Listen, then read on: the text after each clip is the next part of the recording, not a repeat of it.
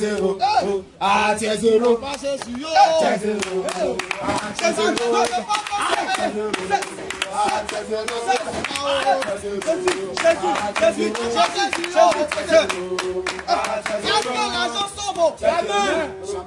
tu es zéro, est-ce que voiture sauve? c'est zéro, ah, c'est zéro, Est-ce que beauté sauve? c'est zéro, ah, c'est Est-ce zéro, que l'argent sauve? c'est zéro, ah, c'est Tu zéro, n'as pas Jésus, yo!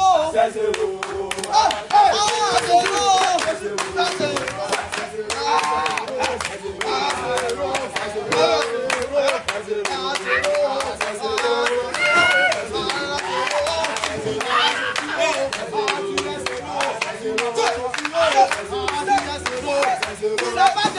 c'est zéro, ah, c'est zéro, écoutez, ah, c'est zéro. attendez. Dousaga fait travaillement. Mais le même Dousaga, quand il était malade, il avait besoin d'aide. Pourtant, ce Dousaga qui a fait travaillement, l'argent qu'il a jeté n'a pas pu le guérir. Il s'appelait le sommet de l'Himalaya. Tandis qu'il avait oublié qu'au-dessus de lui, il y avait un sommet, qui est Jésus de Nazareth. Mais ce même quand il était malade, il avait besoin d'aide. Mais ce même, son argent n'a pas pu le sauver. Il est mort. Mais je veux te dire, mon frère, l'argent ne sauve pas. La beauté ne sauve pas. Sinon, quand nous partons à la mort, nous constatons de jolies filles, nous voyons de jolis garçons couchés à la mort avec leur beauté. Si beauté envoyée au paradis, je n'allais pas te parler de Jésus. Si l'argent envoyé au paradis, tu n'allais pas me voir ce matin en train de te dire accepte Jésus. Parce que quand tu vas mourir, c'est ce même argent qu'ils vont prendre pour payer ton cercueil. C'est ce même argent qu'ils vont prendre pour organiser tes funérailles. Mais ton argent ne pourra pas te faire entrer au paradis. Le ticket pour pouvoir entrer au paradis s'appelle Jésus de Nazareth. Si tu n'as pas ce ticket-là dans ta vie, tu n'as pas accès au paradis. La Bible déclare dans le livre de Deutéronome 30, le verset 15, Dieu déclare dans sa parole, je mets au devant de toi la vie et la mort. Mais c'est que moi, Dieu, je préfère que tu choisisses la vie. Dieu, il est tellement galant qu'il n'a pas obligé un homme de choisir la vie ou la mort. Mais il t'a laissé le libre choix. Mais pourquoi tu as choisi le mal qu'au lieu de choisir le bien? Qu'est-ce que le mal fait de bon dans ta vie? Si tu ne t'aimes pas toi-même, il y a quelqu'un qui t'aime qui s'appelle Jésus-Christ. Si tu veux nuire à ta vie, il y a quelqu'un qui veut délivrer ta vie du jour de la mort, qui s'appelle Jésus. Accepte Jésus. Tu n'as pas Jésus, yo. Tu es zéro, tu es zéro, Ah, Jésus, yo. tu es zéro, tu es zéro, Qu'un enfant ne travaille pas bien à l'école, qu'est-ce qu'on fait? zéro, Qu'un enfant ne travaille pas bien à l'école, on lui donne quoi? zéro, On lui donne 0. C'est pour te dire, si tu n'as pas Jésus, tu es 0. zéro. Quand quelqu'un ne va pas passer son examen, il n'est pas admis. Mais si tu n'as pas accepté Jésus, tu ne seras pas admis parmi ceux qui vont entrer au ciel.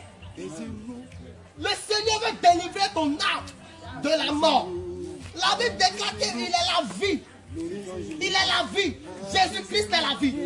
La vie, ce n'est pas le maquis. La vie, ce n'est pas boire l'alcool. Parce que si l'alcool sauvait, je n'allais pas te parler du Seigneur. J'ai prêché l'évangile à un homme qui se nivrait d'alcool. Mais l'alcool lui a donné une maladie qu'on appelle cirrhose de foie. Ce que l'homme a créé sur la terre, c'est pour ta destruction toi-même. Pousse! Pourquoi nous voyons sur les panneaux publicitaires dans la rue, arrêtez de fumer, ça tue. À grand feu. Et puis on met tête de mort. Pour vous dire, la cigarette que l'homme lui-même a créée, c'est pour tuer son prochain. Mais nous les hommes, on est tellement aveuglés dans l'ignorance. Nous nous livrons à ces choses pour nuire à notre vie. Lorsque un père met son enfant au monde, il lui dit, mon enfant, faut pas mentir, faut pas voler, faut pas fumer, ne cherche pas femme. Mais à plus forte raison, Dieu qui t'a créé a déclaré toutes ces choses dans sa parole. Ne mens pas, ne fume pas, ne vole pas, n'insulte pas. La Bible déclare dans le livre d'Éphésiens 5 que ni quoi les impudiques, ni les cupides, ni les idolâtres n'hériteront le royaume des cieux. Tu n'as pas Jésus, que tu as plongé dans ces choses, tu ne pourras pas avoir accès dans le ciel. J'ai mal au cœur. Le monde est en train d'aller à une dérive, à une fête où les hommes sont dans l'ignorance. Ils sont en train de légaliser le mariage d'homme à homme. On légalise le mariage femme et femme. L'abomination. Merci, tu es béni. Mais la Bible déclare que Dieu créa l'homme à son image et créa la femme à son image. Mais la Bible déclare que l'homme quittera son père, la femme quittera sa mère. Et les deux s'attacheront, ils deviendront une seule chair. Alléluia. Mais pourquoi à cause de l'argent tu vas aller donner ton dernier à garçon? Hey. Ah, c'est Zéro. Quitte dans ça. Quitte ça. Tu n'as pas Jésus, yo. C'est zéro. Ah, c'est Tu es zéro. homosexuel. C'est zéro. Ah, c'est zéro. Je vais te dire ce matin, Jésus ne condamne personne. Mais je suis venu te prêcher l'évangile dans la vérité.